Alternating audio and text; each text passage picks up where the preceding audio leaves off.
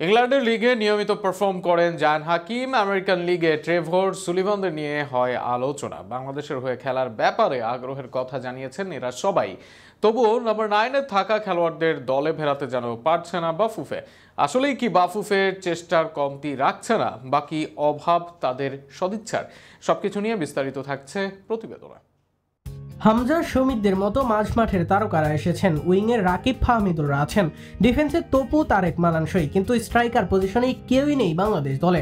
আর সেখানেই 3 জনে সমাধান পেতে পারত বাংলাদেশ দল। এমনকি ঠিকভাবে কাজ করতে পারলে এশিয়ান কাপে যাওয়ার সম্ভাবনাও থাকতো বাংলাদেশের। কিন্তু সম্ভাবনা থাকলেও কাজের অগ্রগতিতে সেটা যেন বর্তমানে আশঙ্কায় রূপ নিয়েছে। মে মাসে বাংলাদেশের হয়ে খেলার ব্যাপারে আগ্রহের কথা জানায় দুই সুলিভান ব্রাদার্স। কাভান ও কুইন সুলিভানকে পাওয়া যাবে না, তবে তাদেরই দুই ভাই রোনান ও ডেকলান খেলতে চেয়েছেন বাংলাদেশের হয়ে।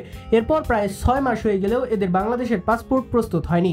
এদের পাসপোর্টের ব্যাপারে অগ্রগতিও জানা যায়নি, অথচ এর আগে খুব অল্প সময়ে প্রস্তুত করা হয়েছিল সুমিত সোমের পাসপোর্ট। সেখানে সুলিভান ব্রাদার্সে কেন এত বিলম্ব, সেটাই প্রশ্ন।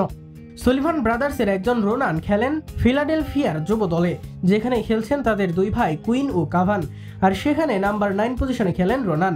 হয়তো বাংলাদেশে এনে মূল দলে সুযোগ না দিলেও রোনানকে যুব দলে সুযোগ দেওয়াই যেতে পারে।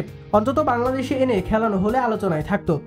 তবে বাফুফের যে কাজের গতি, তাতে কুইন ও কাভানের মতো ছোট দুই ভাইকেও থাকে কিনা হারানোর সম্ভাবনা। নাম্বার 9-এ সবচেয়ে আলোচনায় ছিলেন জায়ান হাকিম। এমনকি সিঙ্গাপুর ম্যাচের আগে জায়ানকে নিয়ে ছিল আলোচনা। তবে 5 থেকে 6 মাস হলেও জায়ানের পাসপোর্ট নিয়ে নেই সংবাদ।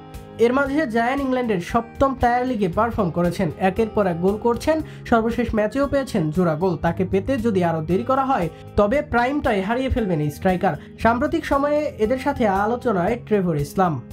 জাতীয় দলের খেলা জায়ান আহমেদের সাথে একই লিগে খেলেন। জায়ানের চেয়েও প্রতিভাবান বলা হয়েছে ট্রেভরকে।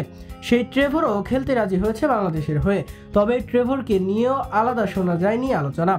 কবে তাকে নিয়ে কাজ শুরু হবে সেটা নিয়েও আছে ধোঁয়াশা। সবকিছু মিলিয়ে সম্ভাবনাময় অনেক প্রবাসী আছে, যার মাঝে একাধিক কোয়ালিটিফুল নাম্বার 9ও রয়েছে।